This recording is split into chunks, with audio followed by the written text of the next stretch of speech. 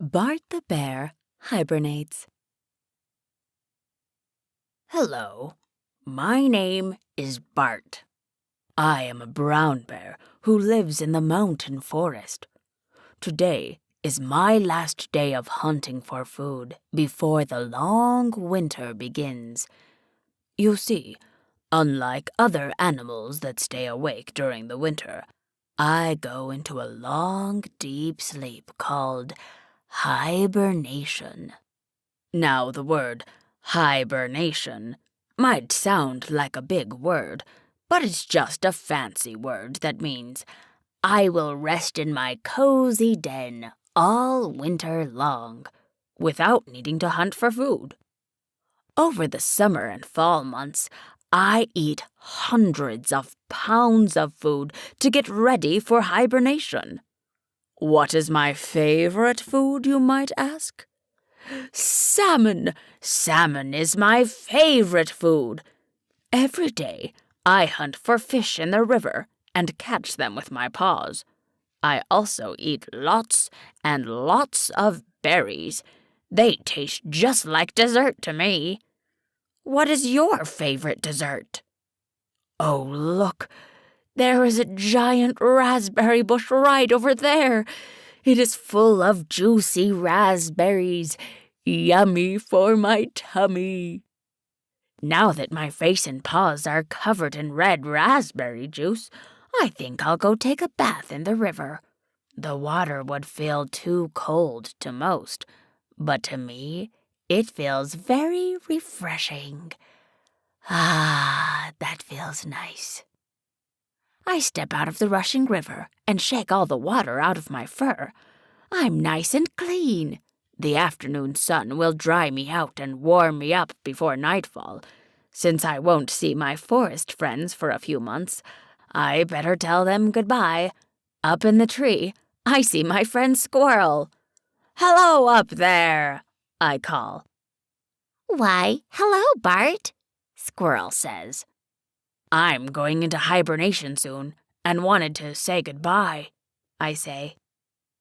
"Have a nice, peaceful sleep," Squirrel says as she waves goodbye. She is storing up food for the winter. Her nest is full of nuts, seeds, and berries. Even though squirrels don't usually hibernate, they stay in their nests if it's really cold outside. Moving on, I see Fox. "Goodbye, Fox," I shout. "I'm heading into my den for the winter." "Goodbye, Bart," Fox says. "I'll look forward to seeing you next spring." Fox doesn't need to hibernate. His coat has grown thicker and thicker to protect him through the winter months. He will continue to hunt and explore the forest. I walk along and say goodbye to all my friends. I will miss them. But it won't be long and spring will come. The temperatures will rise and I'll wake up from my long winter's nap. That's how hibernation works. As long as it stays cold outside, my body will think it's time to sleep.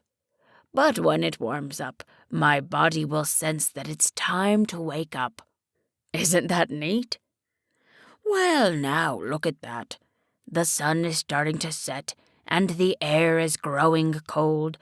I see a few stars appearing in the sky. It is finally time for me to hibernate.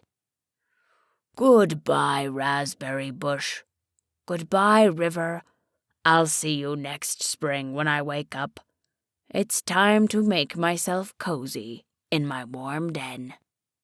Laying down in my snuggly bed, I feel my breathing slow down to a soft, steady rhythm. I start to snore and drift into a nice, peaceful slumber. Even if a loud noise wakes me up, I will roll over and go right back to sleep. Ah, it feels good to hibernate. I just hope I have lots of sweet dreams about exploring the forest with my friends. After all, dreams can be full of fun and adventure. The Gingerbread Man. This is a story that was told to a little girl by her great-great-great-great-great-grandmother many, many years ago. Once upon a time, there was a little old man and a little old woman who lived together in a little house on the edge of the forest. They were very happy together, but wanted to have a child badly, but couldn't have one. One day, when the little old woman was baking cookies, she cut the dough in the form of a little man and put it in the oven. A little while later, she checked the oven to see if the cookie was done. When she opened the oven, the little gingerbread man jumped out of the oven and started to run. The old woman called her husband, and together they ran after the gingerbread man, but they couldn't catch him. The gingerbread man arrived at an old barn with shredders. While he was running past, he yelled to the shredders, "I ran away from an old woman and man, and I can also run away from you. Yes, I can." The barn with the shredders started running after the gingerbread man, and though they thought to be very quick, they didn't manage to catch the little man.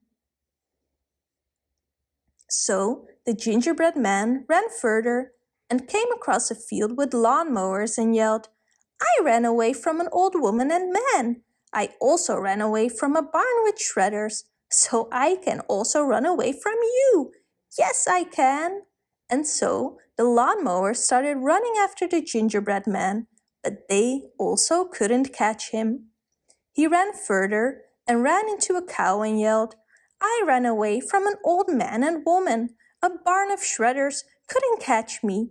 A field of lawnmowers didn't come close, and I will run from you. Yes, I can." And although the cow started running immediately, the cow also couldn't keep up. The gingerbread man ran into a pig and yelled in his passing, "I ran away from an old woman and man. A barn of shredders and a field of lawnmowers couldn't keep up, and also the cow didn't manage. I shall now run away from you. Yes, I can." The pig started running, but it didn't manage to come close. Then he passed a fox and said, "I ran away from an old woman and man. A barn of shredders, a field of lawnmowers, a cow and a pig couldn't keep up with me. Now I shall run away from you. Yes, I can." The fox started running, but foxes are as quick as lightning, and in no time he had caught up with the gingerbread man and started eating him. "Oh no, a quarter of me has been eaten," said the gingerbread man. "Oh no, half of me has been eaten," continued the man. And soon 3/4 of me has been eaten, and finally I have been eaten whole. And since nobody has heard of the gingerbread man ever again. The Tale of Peter Rabbit. Once upon a time, there were 4 little rabbits, and their names were Flopsy, Mopsy, Cottontail, and Peter. They lived with their mother in a sandbank, underneath the root of a very big fir tree.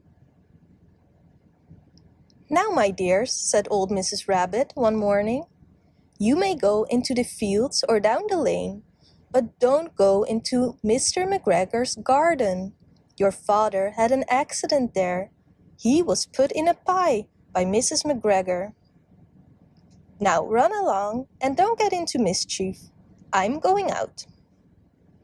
Then old Mrs. Rabbit took a basket and her umbrella and went through the wood to the baker's. She bought a loaf of brown bread and 5 currant buns. Flopsy, Mopsy, and Cottontail, who were good little bunnies, went down the lane to gather blackberries. But Peter, who was very naughty, ran straight away to Mr. McGregor's garden and squeezed under the gate. First he ate some lettuces and some French beans, and then he ate some radishes. And then, feeling rather sick, he went to look for some parsley. But round the end of a cucumber frame, whom should he meet but Mr. McGregor? Mr. McGregor was on his hands and knees, planting out young cabbages. But he jumped up and ran after Peter, waving a rake and calling out, "Stop the thief!" Peter was mostly dreadfully frightened. He rushed all over the garden, for he had forgotten the way back to the gate. He lost one of his shoes among the cabbages, and the other shoe amongst the potatoes. After losing them, he ran on 4 legs and went faster, so that I think he might have gotten away altogether if he had not unfortunately run into a gooseberry net and got caught by the large buttons on his jacket. It was a blue jacket with brass buttons, quite new. Peter gave himself up for lost and shed big tears, but his sobs were overheard by some friendly sparrows, who flew to him in great excitement and implored him to exert himself. Mr. McGregor came up with a sieve, which he intended to pop upon the top of Peter, but Peter wriggled out just in time, leaving his jacket behind him, and rushed into the tool shed and jumped into a can. It would have been a beautiful thing to hide in, if it had not had so much water in it. Mr. McGregor was quite sure that Peter was somewhere in the tool shed, perhaps hidden underneath a flower pot. He began to turn them over carefully, looking under each. Presently, Peter sneezed. "Achoo!" Mr. McGregor was after him in no time, and tried to put his foot upon Peter, who jumped out of a window, upsetting 3 plants. The window was too small for Mr. McGregor, and he was tired of running after Peter. He went back to his work. Peter sat down to rest. He was out of breath and trembling with fright, and he had not the least idea which way to go. Also, he was very damp with sitting in that can. After a time, he began to wander about, going lippity-lippity, not very fast, and looking all around. He found a door in a wall, but it was locked, and there was no room for a fat little rabbit to squeeze underneath. An old mouse was running in and out over the stone doorstep, carrying peas and beans to her family in the wood. Peter asked her the way to the gate, but she had such a large pea in her mouth that she could not answer. She only shook her head at him. Peter began to cry.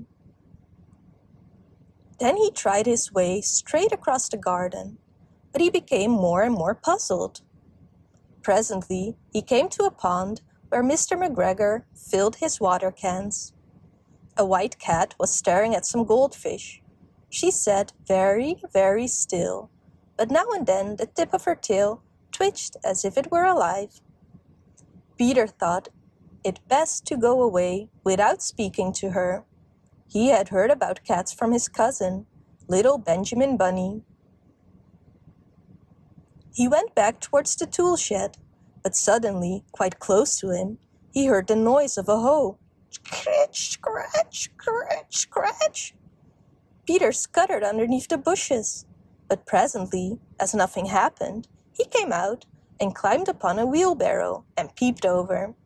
The first thing he saw was Mr. McGregor, hoeing onions. His back was turned towards Peter, and beyond him was the gate.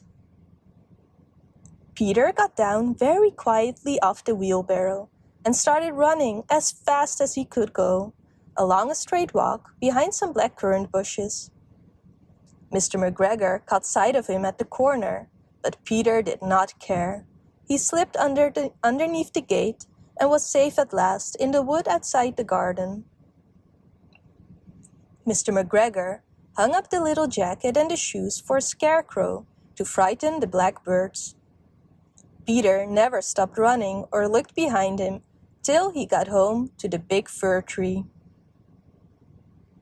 He was so tired that he flopped down upon the nice soft sand on the floor of the rabbit hole and shut his eyes. His mother was busy cooking. She wondered what he had done with his clothes. It was the second little jacket and pair of shoes that Peter had lost in a fourth night. I am sorry to say that Peter was not very well during the evening. His mother put him to bed and made some chamomile tea, and she gave a dose of it to Peter. 1 tablespoonful to be taken at bedtime. But Flopsy, Mopsy, and Cottontail had bread, milk, and blackberries for supper. The Squirrel Family. In a big hollow tree in the forest lived the Squirrel family. Daddy Squirrel, Mommy Squirrel, daughter Betty, and son Budge. They lived in the most beautiful tree in the forest and were very happy together. Betty and Budge chased each other through the branches and played hide and seek in the leaves. They lived joyfully and carelessly. But Betty and Budge liked playing with their cousins above all. The entire summer they chased each other and played together.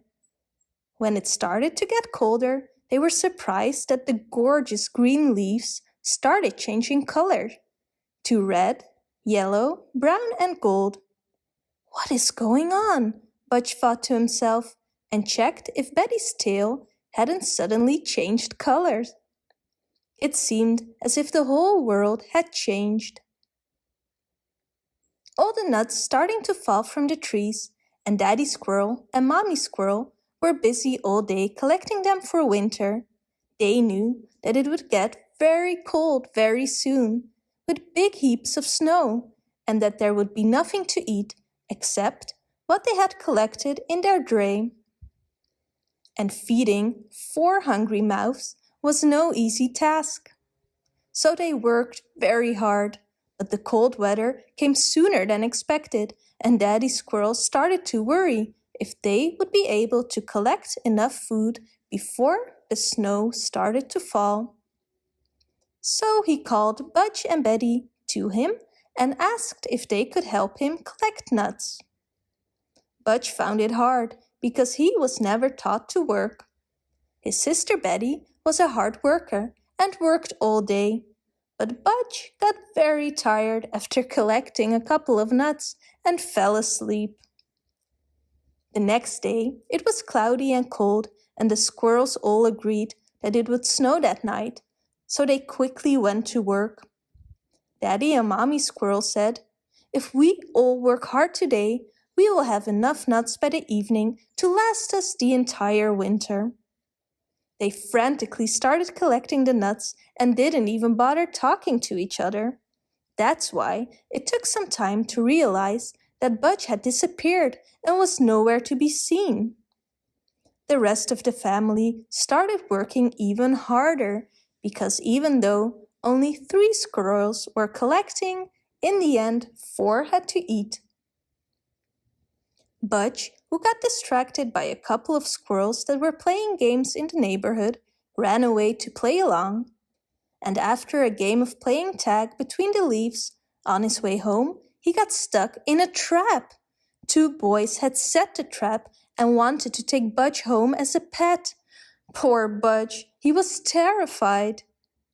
"Oh, if only I had stayed with my family to help them collect nuts," he thought to himself. The boys walked to a small house with no trees in sight. Budge thought he would die living there. It looked so unwelcoming. It was getting dark, and because the boys didn't have a cage, they put Budge in a cardboard box. Budge lied down and pretended to be asleep, but the only thing he could think about was his warm little house and his parents. In the meantime, his father, mother, and sister were wondering where he was and hoped he was all right. At first, Budge was too scared to move, but slowly he got a bit braver and decided to escape. He gnawed a little hole in the box, and after a few hours, it was big enough for him to escape. He ran through the cold, the dark, and the snow to his warm family home. On his way, he thought about the nuts he didn't collect and imagined he would be hungry all winter. Maybe it's even better to just stay away, he thought. He thought his sister would be ashamed of him and that she would never want to see him again. Once or twice he turned around, but he decided to be brave and return home.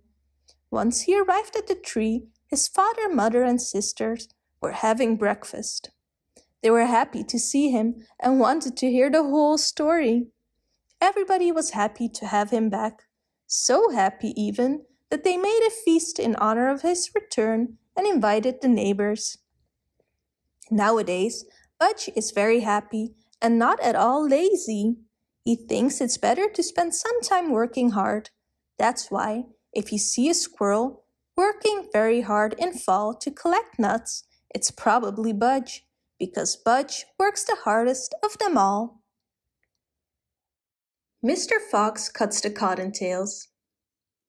Mr. Fox decided that the only way to get all the wood animals to have a good opinion of him was to give a big dinner, for he had somehow got a rather bad name among the animals for being so tricky. So all day long he went about telling all the animals that when it was dark, quite dark, they were to come to his house and dine. There were the squirrels and the coons, the possums and the bear family, and all the rabbit family, including Susie Cottontail and her brother Jimmy and many others. You may be sure that no one ate any dinner that day. They all saved their appetites for Mr. Fox's nighttime feast, for, as Mr. Coon expressed it, we should be very ungrateful to Mr. Fox if we did not take to his dinner our very best appetites. Therefore, our stomachs should be empty. As soon as it was dark, so that Mr. Dog could not see them, all the animals began to slowly creep toward Mr. Fox's home. Mr. Fox let them in one by one, and was very careful to draw all the shades and stuff the keyhole so the light would not show outside if anything happened that Mr. Dog should be roaming through the woods. At last, all the animals but Jimmy and Susie Cottontail were there, and everyone began to wonder where they could be and what kept them so late. It happened that Jimmy and Susie Cottontail were not at all sure they would enjoy Mr. Fox's dinner, and they had run over to the farm on the hill to have a dinner of some garden stuff, of which they were very fond. They had stayed longer than they had intended, and when they started for Mr. Fox's house, they were not as cautious as they usually were about throwing Mr. Dog off their track.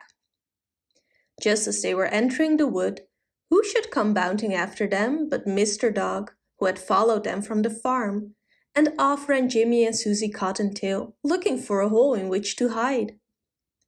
Mr. Fox's house was the first refuge they came to, and in the door they burst, with Mr. Dog at their heels. Of course, there was no dinner, and the party was spoiled, for everybody ran, and Mr. Dog, not knowing which one to chase when he saw so many, went home without having caught anyone. The next day, Mr. Fox was talking with his friend Mr. Coon. "No one of the animals would have gotten us into such a fix but the Cottontails," he said. "In the first place, their ears are so short they never heard quickly like some others of that family, and then those tails. Why, they can be seen for yards and yards.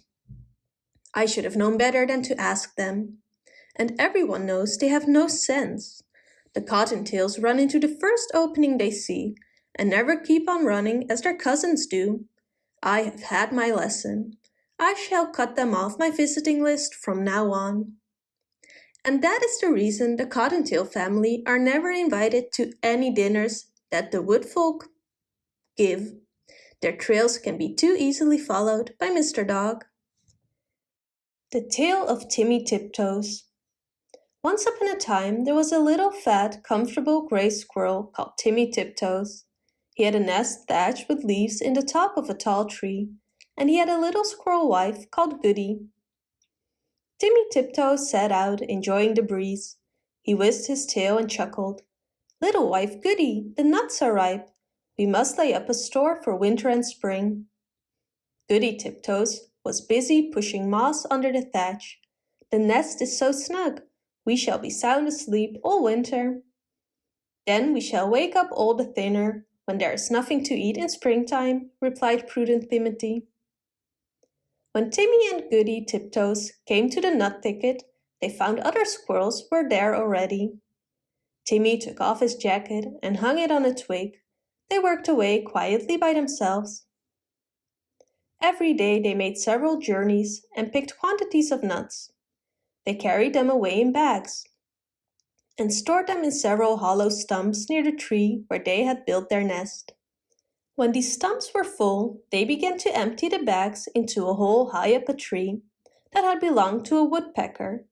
The nuts rattled down, down, down inside. "How shall you ever get them out again? It's like a money box," said Goody. "I shall be much thinner before springtime, my love," said Timmy Tiptoes, peeping into the hole. They did collect quantities, because they did not lose them. Squirrels who bury their nuts in the ground lose more than half, because they cannot remember the place.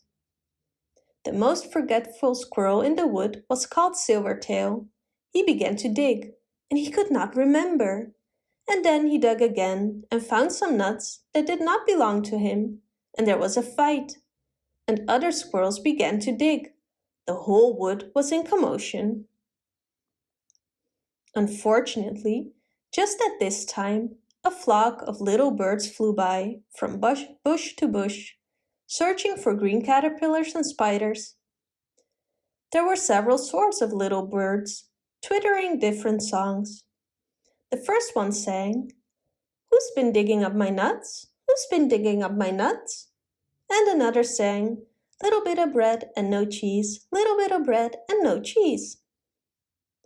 The squirrels followed and listened. The first little bird flew into the bush where Timmy and Goody Tiptoes were quietly tying up their bags, and it sang, "Who's been digging up my nuts? Who's been digging up my nuts?"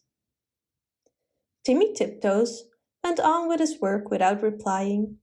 Indeed, the little bird did not expect an answer. It was only singing its natural song, and it meant nothing at all. But when the other squirrels heard that song, they rushed upon Timmy Tiptoes and cuffed and scratched him and upset his bag of nuts. The innocent little bird, which has caused all this mischief, flew away in a fright.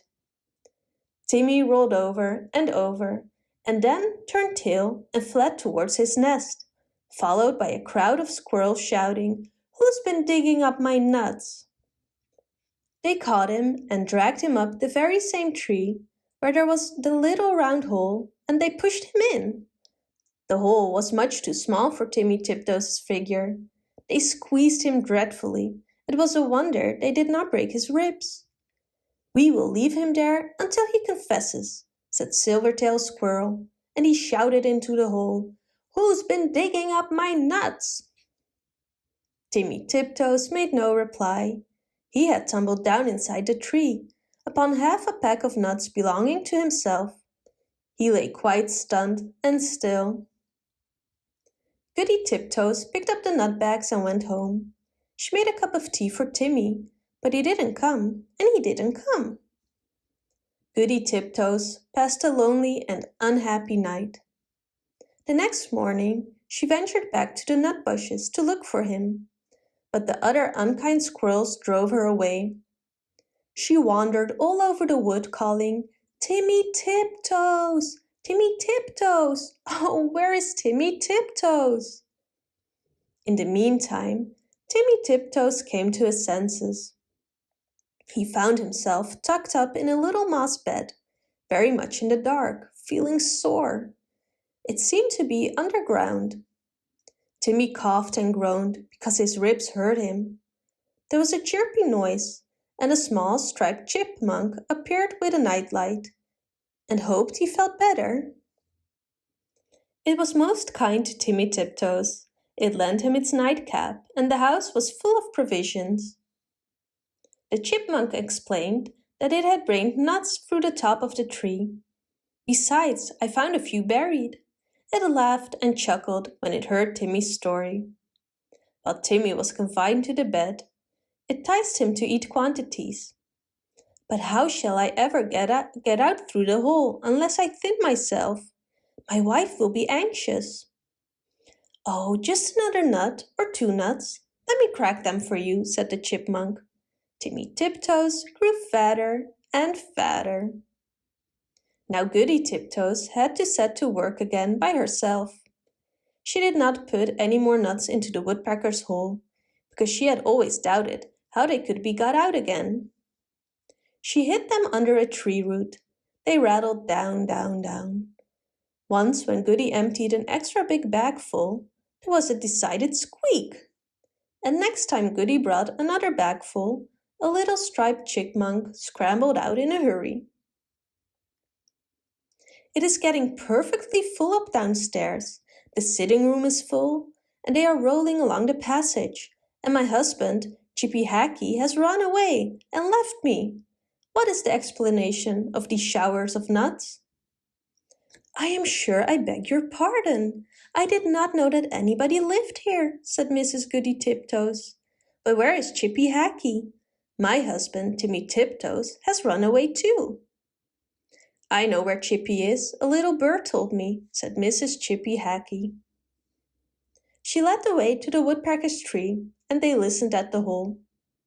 Down below there was a noise of nutcrackers, and a fat squirrel voice and a thin squirrel voice were singing together. "My little old man and I fell out. How shall we bring this matter about? Bring it about as well as you can, and get you gone, you little old man." "You could squeeze in through that little round hole," said Goody Tiptoes. "Yeah, I could," said the chipmunk, "but my husband, Chippy Hackee, bites." Down below there was a noise of cracking nuts and nibbling, and then the fat squirrel voice and the thin squirrel voice sang, "For the diddle diddle dum day, diddle diddle dum, diddle diddle diddle day." Then Goody peeped in at the hole and called down, "Timmy Tiptoes, Timmy Tiptoes." And Timmy replied, "Is that you, Goody Tiptoes?" "Why, certainly." He came up and kissed Goody through the hole, but he was so fat that he could not get out. Chippy Hackee was not too fat, but he did not want to come out. He stayed down below and chuckled. And so it went on for a fourth night, till a big wind blew off the top of the tree and opened up the hole and let the rain in. Then Timmy Tiptoes came out and went home with an umbrella. But Chippy Hackee continued to camp out for another week, although it was uncomfortable. At last a large bear came walking through the wood. Perhaps he was also looking for nuts. He seemed to be sniffing around. Chippy Hackee went home in a hurry. And when Chippy Hackee got home, he found he had caught a cold in his head, and he was more uncomfortable still. And now Timmy and Goody Tiptoes keep their nut store fastened up with a little padlock. And whenever that little bird sees the chipmunks, he sings, "Who's been digging up my nuts? Who's been digging up my nuts?" But nobody ever answers. The Three Little Bears. Once upon a time, there were 3 bears. They lived together in the middle of the forest. One of the bears was an eeny-meeny tiny little bear. The second was a middle-sized bear. The third was a gigantic, huge bear. The 3 bears ate homemade porridge every morning. The little bear ate out of a little bowl. The middle-sized bear ate out of a middle-sized bowl. And the big bear ate out of a gigantic bowl. The bears each had their own chair. Naturally, the little bear had a little chair, and the middle-sized bear had a medium-sized chair. The gigantic chair was for the gigantic bear. They all slept in their own bed. The little bear slept in a little bed. The medium bear slept in a medium bed, and the big bear had an enormous bed. One day, they were making their porridge in the morning. They poured it into their bowls and went into the forest. This way, the porridge could cool off during their morning walk. While the bears were out walking, a little old woman came to the house of the bears. She peeked inside through the keyhole. Carefully, she opened the front door and peeked inside. There she saw 3 bowls with porridge on the table. This made her hungry. First, she tasted the porridge of the giant bear, but it was too hot. The porridge of the medium bear was cold. Ew! The porridge of the little bear was just right. She ate the entire bowl of porridge. The woman sat down in the chair of the big bear, but it was way too big for her. The chair of the middle-sized bear was too soft. The chair of the little bear was just right. She happily wiggled in it until she suddenly fell through the seat. The old woman then found the bedrooms with 3 beds. The big bed was way too big, and the medium bed as well. But the bed of the little bear was just right. So she lay down. It was so comfortable that she fell into a deep sleep. In the meantime, the bears had returned home. The big bear saw a spoon in his porridge, then said, "Who touched my porridge?" The medium bear also saw a spoon in her bowl and said, "Who touched my porridge?" The little bear saw that her porridge had been completely eaten and said, "Who ate my porridge?" The bears looked around and saw that someone had been sitting in their chairs. "Who sat in my chair?" asked the big bear. "Who sat in my chair?" asked the medium bear. The seat of the little chair was on the ground, and the little bear looked at it and yelled, "Who broke my chair?" The 3 bears went into the bedroom and saw that all the beds had been used and that a little woman was sleeping in the bed of the little bear. The big bear roared, "Who laid in my bed?" The medium-sized bear yelled, "Somebody also laid in my bed." The little bear yelled, "There is someone in my bed!" The old woman was so startled by the voice of the little bear that she jumped out of the window and ran. The woman had heard the voice of the big bear, but because she slept so deeply, she thought it was the wind or thunder. The voice of the medium bear made her think that she heard someone talking in her dream. It was the sharp, shrill voice of the little bear that woke her up. When she saw the 3 bears on one side of the bed, she tumbled out of the bed on the other side and jumped out of the window and ran away. The bears never saw her again.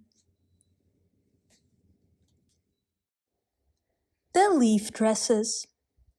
On a sunny day in October, the wind was blowing so hard that people got sand in their eyes and lost their hats.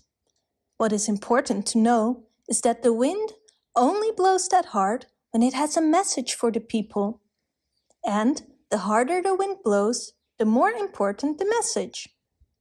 This specific day, the wind blew from the cold north and was telling a fall secret to the trees. In summer, these trees wore green leaf dresses with pride. Not only were the leaves beautiful to look at, they also worked really hard. They filtered the air so that people had fresh air to breathe. They let birds build nests in them, and they provided shade on the streets so that people could go for a walk in the shade. But, like I said, the wind had a message for the trees. "The days are growing shorter," was the message. This means that all trees will soon go into hibernation.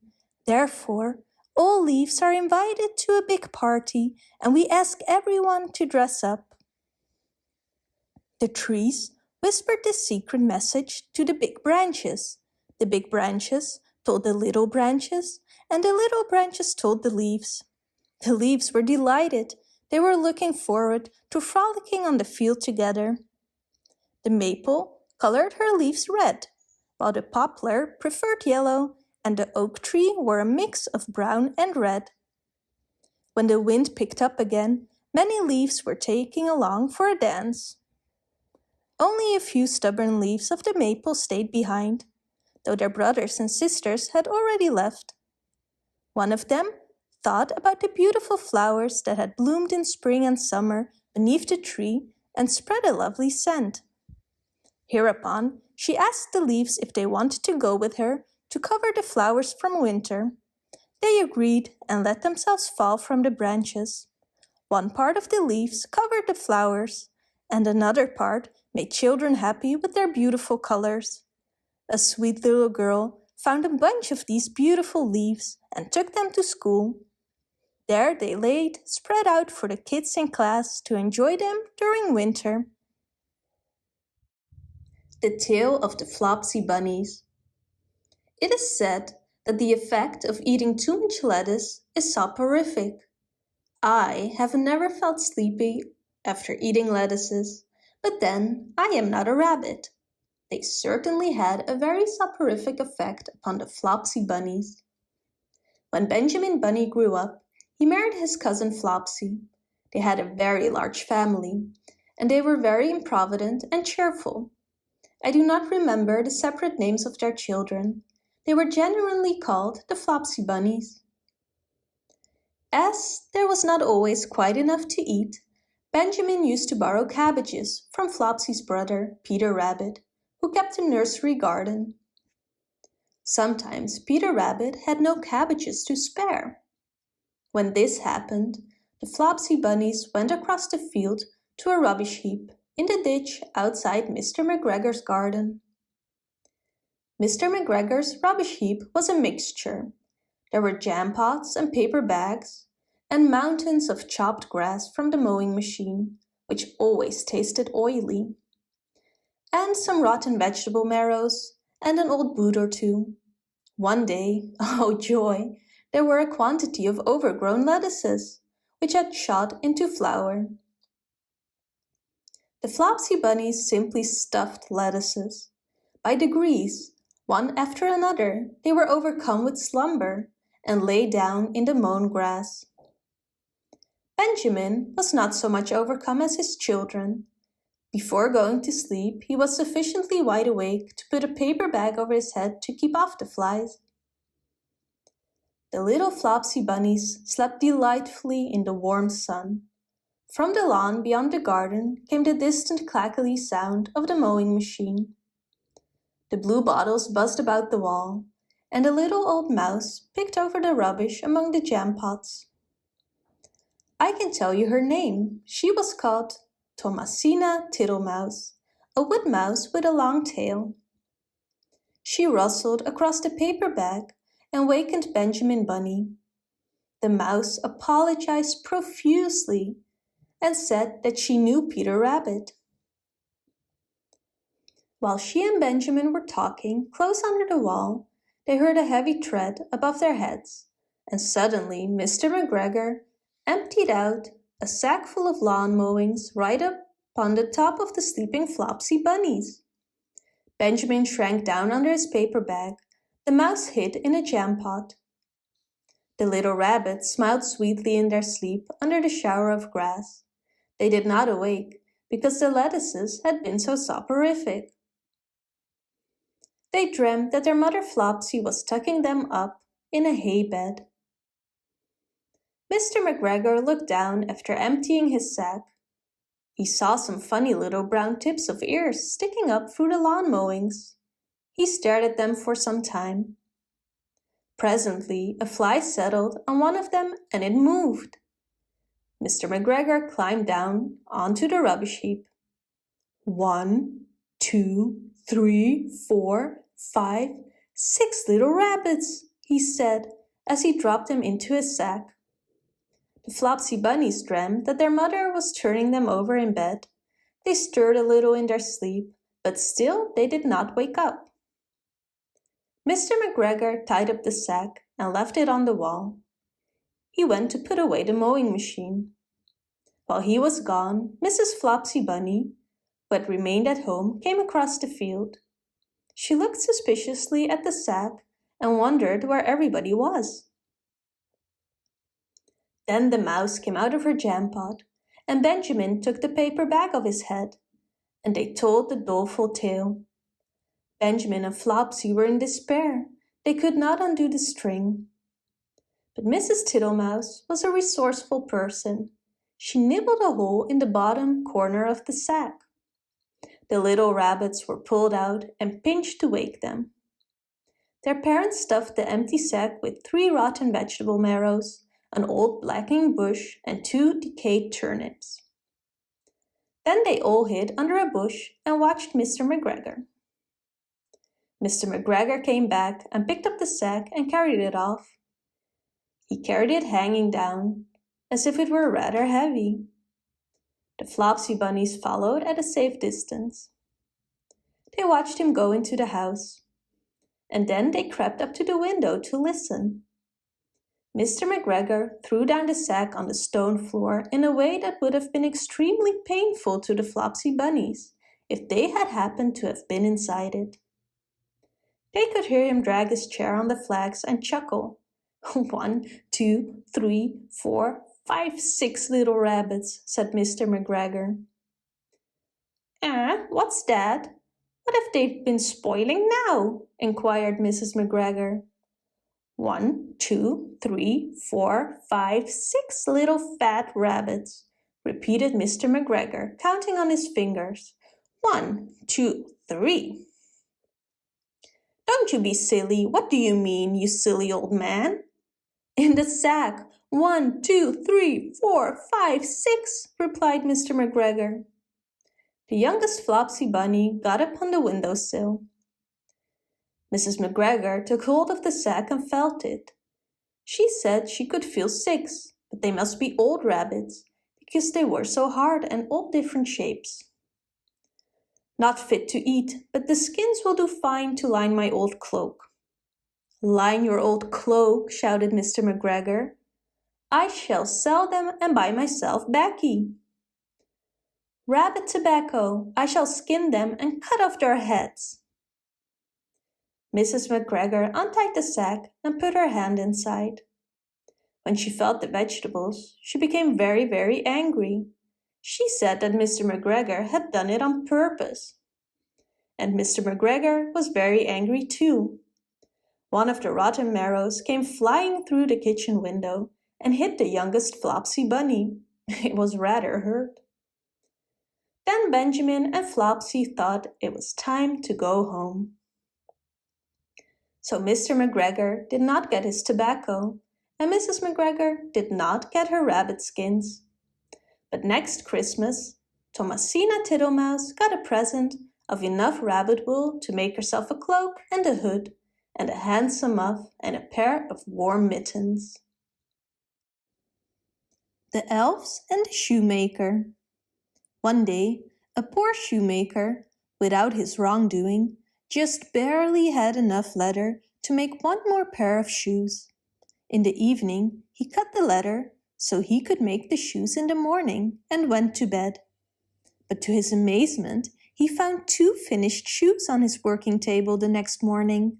Confused, he stared at the shoes and saw that they were made with great precision and care. A little while later, a customer came to his store and wanted to try the shoes. He walked around for a bit and was very satisfied. He was so satisfied that he paid much more for the shoes than was custom. With that money, the shoemaker could buy enough leather for 2 pairs of shoes. That evening, he cut the leather so he could make the shoes in the morning. But when he woke up, the shoes were already done. A couple of hours later, he had sold the shoes and had enough money to buy leather for 4 pairs of shoes. And again, the next morning, he found 4 pairs of perfect shoes. This went on for a while. All the leather he cut in the evening, by morning, magically was a perfect pair of shoes. And soon, the shoemaker was not poor anymore and lived a prosperous life. One night, just before Christmas, when the man had cut the leather, he said to his wife, "Shall we stay up and see who helps us?" His wife thought it was a good idea, and they hid in the corner of the room. At midnight, 2 beautiful little naked men appeared. They sat down on the working table and made the shoes. When the work was done, they quickly ran away. The next morning, his wife said, "Those little men have brought us so much prosperity. Let's show them how grateful we are. They must be cold without clothes.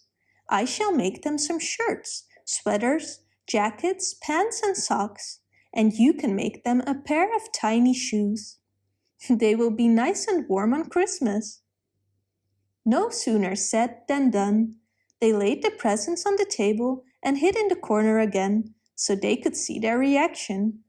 At midnight, the men entered the room. They wanted to start working, but instead of leather, they only saw presents. At first they were surprised, but soon they were overjoyed.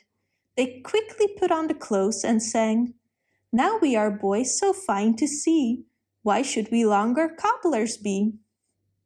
They danced and jumped over the chairs and sofas. When they were done dancing, they disappeared out the door. Nobody had ever heard from them again. But what we do know is that the shoemaker and his wife lived happily ever after. Sandman.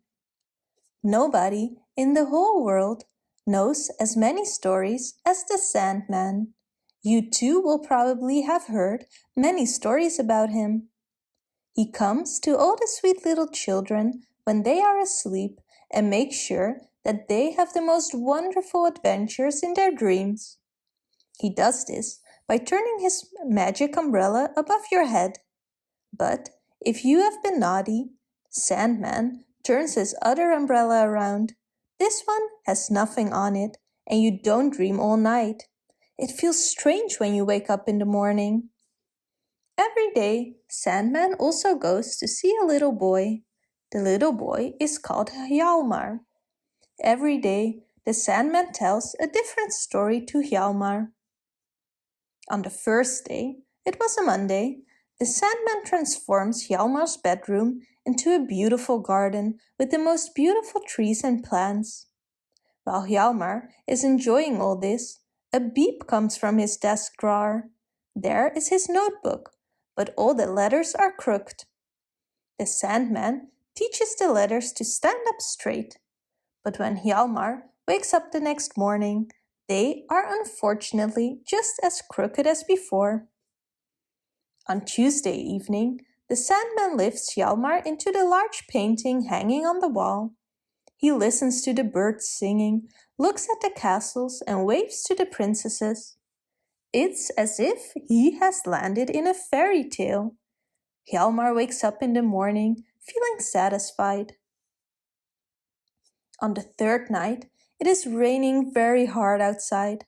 When the Sandman opens the windows, the water is up to the windowsill. So he takes Hjalmar with him on a big boat. They sail across the rough sea, and Hjalmar is amazed. At one point, a stork lands on the boat. "Can I come along for a ride? My wings are so tired," says the animal. He's put with the ducks, geese and chickens and starts telling stories about Africa. The other animals don't understand him and laugh at him. Hjalmar feels sorry for him and releases the stork. He then wakes up in his own bed and thinks back to the beautiful things he has seen. On Thursday night, Hjalmar has a very special adventure planned by the Sandman. He gets to go to attend the wedding of 2 little mice. The Sandman shrinks Hjalmar so he fits into the little mouse hole. Here, Hjalmar experiences the most beautiful wedding he has ever been to. For dessert, there's a pea with the names of the bride and groom. Hjalmar has never seen anything so special. The following night, the Sandman tells the story of how grown-ups who have done something wrong often ask him if he can give them nicer dreams. They would like to pay for this, but the Sandman is not for sale. Afterwards, Hjalmar is taken to a wedding once again by the Sandman. This time, his sister's 2 dolls are getting married. Hjalmar has seen this before, but it's still a nice wedding to attend. On Saturdays, Hjalmar looks forward to the visit of the Sandman, but today, the Sandman has no time for a story. He tells us that the whole world needs cleaning because tomorrow is Sunday. Most of the work is done by cleaning all the stars.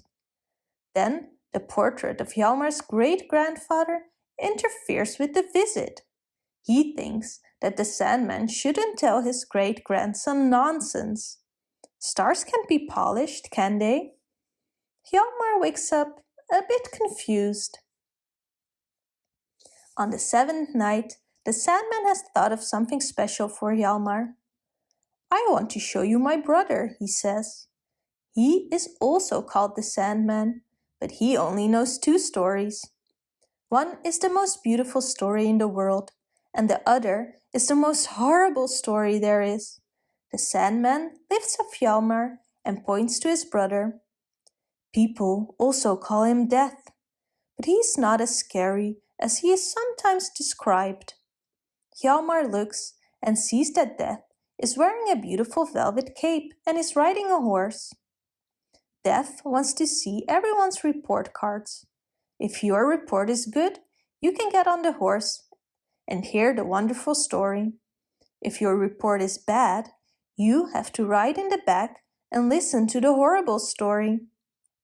Hjalmar thinks for a moment and then says, I'm not afraid of death.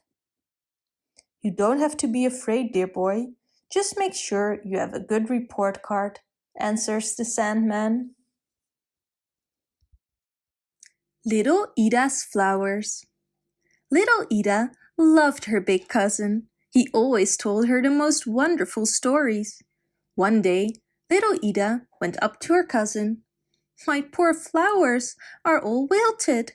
Yesterday they were beautiful, and now all the petals are drooping, she said sadly, showing him the bouquet. Her cousin smiled and said, You know why, dear Ida. Your flowers went to a ball last night. That's why they are tired now and are drooping. Ida thought for a moment and said, But flowers can't dance, can they? Sure they do, said her cousin. When we go to sleep, the flowers come to life. Almost every evening they have a ball. They jump and dance all evening.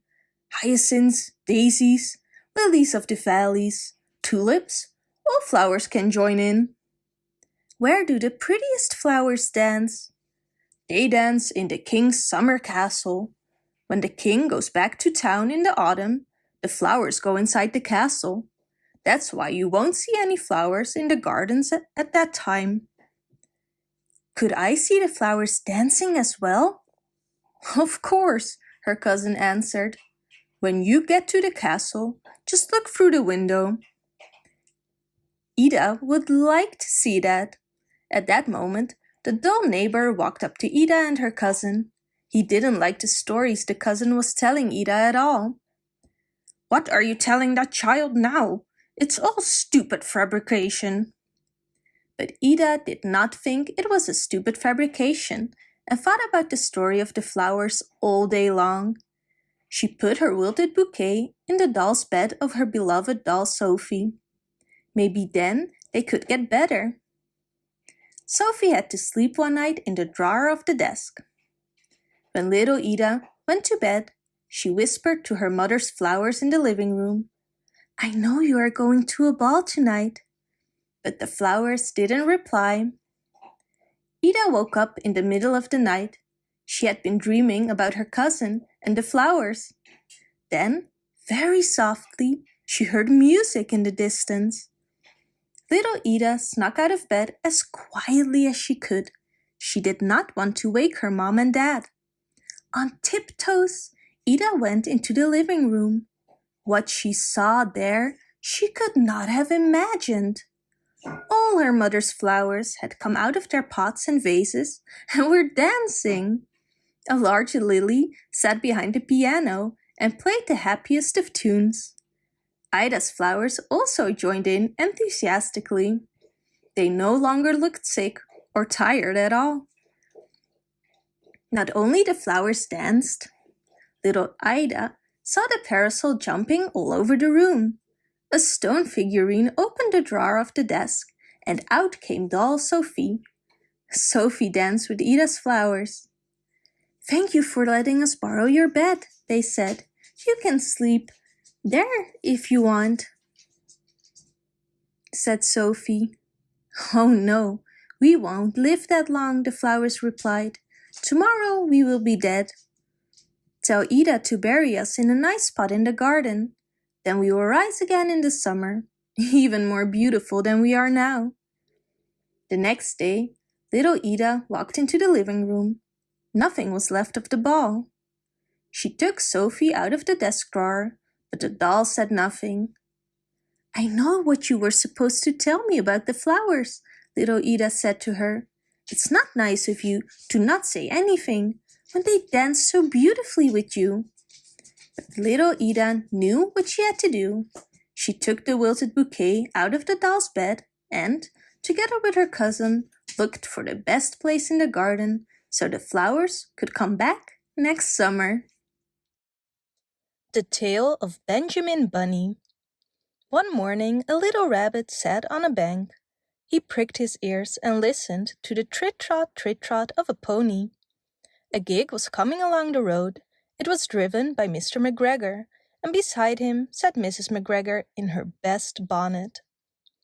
As soon as they had passed, little Benjamin Bunny slid down into the road and set off, with a hop, skip, and a jump, to call upon his relations, who lived in the wood at the back of Mr. McGregor's garden. That wood was full of rabbit holes, and in the neatest, sandiest hole of all lived Benjamin's aunt and his cousins, Flopsy, Mopsy, Cottontail, and Peter. Old Mrs. Rabbit was a widow. She earned her living by knitting rabbit wool mittens and muffetees. I once bought a pair at a bazaar. She also sold herbs and rosemary tea and rabbit tobacco, which is what we call lavender. Little Benjamin did not very much want to see his aunt. He came round the back of the fir tree and nearly tumbled upon the top of his cousin Peter. Peter was sitting by himself. He looked poorly and was dressed in a red cotton pocket handkerchief. "Peter," said little Benjamin in a whisper, "who has got your clothes?" Peter replied, "The scarecrow in Mr. McGregor's garden," and described how he had been chased about the garden and had dropped his shoes and coat. Little Benjamin sat down beside his cousin and assured him that Mr. McGregor had gone out in a gig, and Mrs. McGregor also, and certainly for the day, because she was wearing her best bonnet. Peter said he hoped that it would rain. At this point, old Mrs. Rabbit's voice was heard inside the rabbit hole calling, "Cottontail, Cottontail, fetch some more camomile." Peter said he thought he might feel better if he went for a walk. They went away hand in hand and got upon the flat top of the wall at the bottom of the wood. From here they looked down into Mr. McGregor's garden. Peter's coat and shoes were plainly to be seen upon the scarecrow, topped with an old tam-o'-shanter of Mr. McGregor's. Little Benjamin said, "It spoils people's clothes to squeeze under a gate. The proper way to get in is to climb down a pear tree." Peter fell down head first, but it was of no consequence, as the bed below was newly raked and quite soft. It had been sown with lettuces. They left a great many odd little footmarks all over the bed, especially little Benjamin, who was wearing clogs. Little Benjamin said that the first thing to be done was to get back Peter's clothes, in order that they might be able to use the pocket handkerchief. They took them off the scarecrow. There had been rain during the night, there was water in the shoes, and the coat was somewhat shrunk. Benjamin tried on the tam-o'-shanter, but it was too big for him. Then he suggested that they should fill the pocket handkerchief with onions as a little present for his aunt. Peter did not seem to be enjoying himself. He kept hearing noises. Benjamin, on the contrary, was perfectly at home and ate a lettuce leaf. He said that he was in the habit of coming to the garden with his father to get lettuces for their Sunday dinner. The name of little Benjamin's papa was old Mr. Benjamin Bunny. The lettuces certainly were very fine. Peter did not eat anything. He said he should like to go home. Presently he dropped half the onions. Little Benjamin said that it was not possible to get back up the pear tree with a load of vegetables. He led the way boldly towards the end of the garden. They went along a little walk on planks, under a sunny red brick wall. The mice sat on their doorsteps, cracking cherry stones. They winked at Peter Rabbit and little Benjamin Bunny. Presently, Peter let the pocket handkerchief go again. They got amongst flower pots and frames and tubs.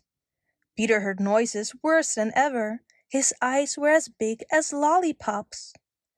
He was a step or two in front of his cousin when he suddenly stopped. This is what those little rabbits saw round the corner. Little Benjamin took one look, and then, in half a minute less than no time, he hid himself, and Peter, and the onions, underneath a large basket. The cat got up and stretched herself, and came and sniffed at the basket. Perhaps she liked the smell of onions. Anyway, she sat down upon the top of the basket. She sat there for 5 hours.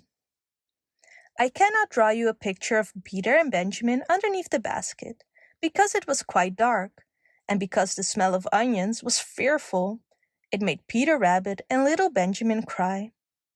The sun got round behind the wood, and it was quite late in the afternoon, but still the cat sat upon the basket.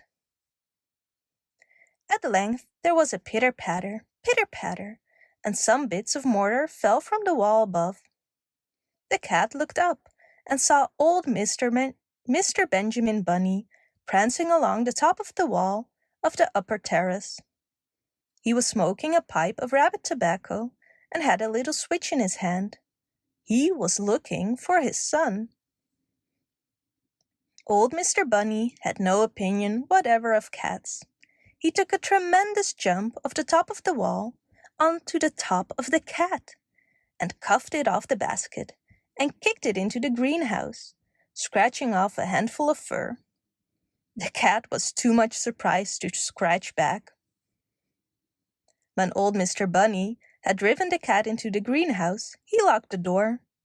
Then he came back to the basket and took out his son Benjamin by the ears and whipped him with the little switch.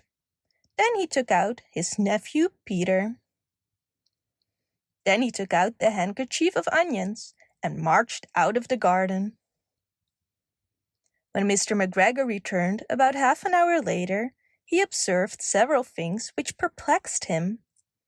It looked as though some person had been walking all over the garden in a pair of clogs, only the footmarks were too ridiculously little. Also, he could not understand how the cat could have managed to shut herself up inside the greenhouse, locking the door upon the outside. When Peter got home, his mother forgave him, because she was glad to see that he had found his shoes and coat. Cottontail and Peter folded up the pocket handkerchief, and old Mrs. Rabbit strung up the onions and hung them from the kitchen ceiling, with the bunches of herbs and the rabbit tobacco. The end.